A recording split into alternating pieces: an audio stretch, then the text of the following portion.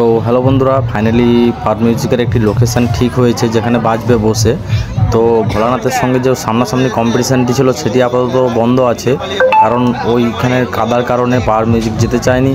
হ্যাঁ, তো এর পেছনে অনেক কারণ আছে। কি কারণ আছে মানে সবাই যেটা এখানে বলছে যে পাওয়ার মিউজিক নাকি 12টা মাল আনতে বলেছিল, সেক্ষেত্রে 12টা মাল না এনে 8টা মাল নিয়ে এসছে। তো সেক্ষেত্রে ভোলানাথকে দেখে ভয় পেয়েছে, এরকম কিছু লোক বলছে। আর সাথে দেখতে পাচ্ছ একটা সংকীর্ণ জায়গার মধ্যে, সামনে কোনো জায়গা নেই, একটা ছোট্ট রাস্তার মাঝে, হ্যাঁ কিছু বাঁশ বাগানের কাছে একদম ছোট্ট করে এখানেই সেট আপটি রান করবে।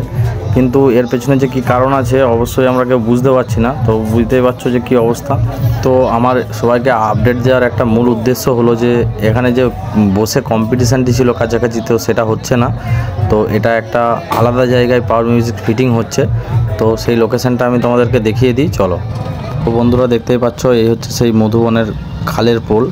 তো এই খালের পোল বাজার থেকে বেরিয়ে এসে খালের পোল পেরিয়ে ডান দিকে যে রাস্তাটি আছে দেখতেই পাচ্ছ, এই ডান দিকের রাস্তা দিয়ে গেলে, হ্যাঁ ডান দিকের রাস্তা ধরে কিছুটা চলে গেলে একটা ছোট্ট করে টার্নিং নিলেই দেখতেই পাচ্ছ এখানে রাস্তার খুব একটা অবস্থা ভালো না।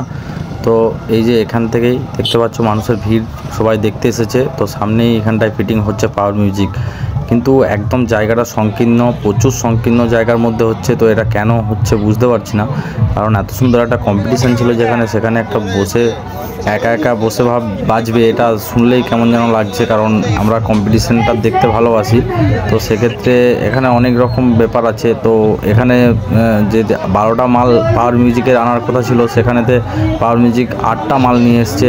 সাথে ভোলানাথের পুরো ফুল সেট আপ আছে। তো সেক্ষেত্রে অনেকে বলছে নাকি ভোলানাথকে ভয় পেয়েছে পাওয়ার মিউজিক, সেই জন্য ডিজি নামাতে চায়নি। আর সামনেও দেখতে পাচ্ছ কোনো স্পেস নেই, কোনো জায়গা নেই, শুধুমাত্র রাস্তার উপরেই বাজবে পাওয়ার মিউজিক।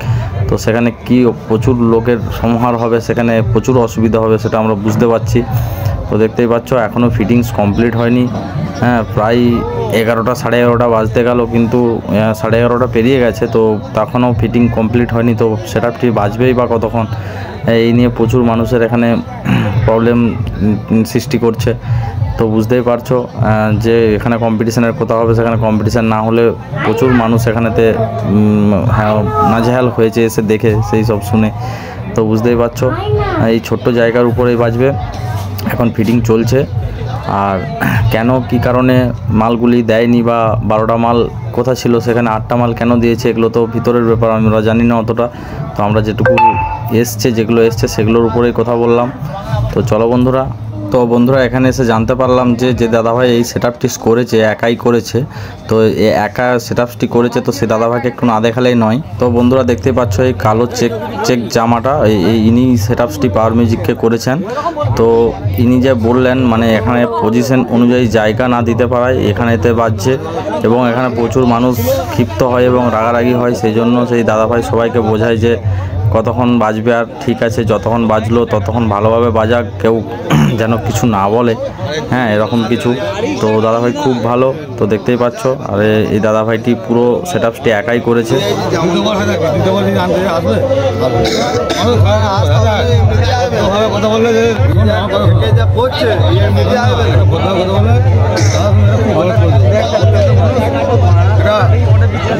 আশা করেছি এখানে জোগাড় করে মালটা তো আমাদের দিতে হবে।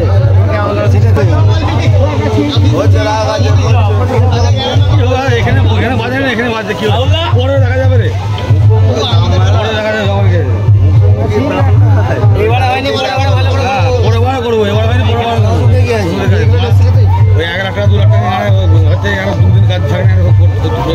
তো এখন ফাইনাল আপডেট হলো, যেটি বাঁকুড়া কতুলপুর মধুবনে যে কম্পিটিশানটি হওয়ার কথা ছিল সেটি কম্পিটিশান না হয়ে বসে বাজবে। তো বন্ধুরা এটাই ফাইনাল আপডেট আজকে।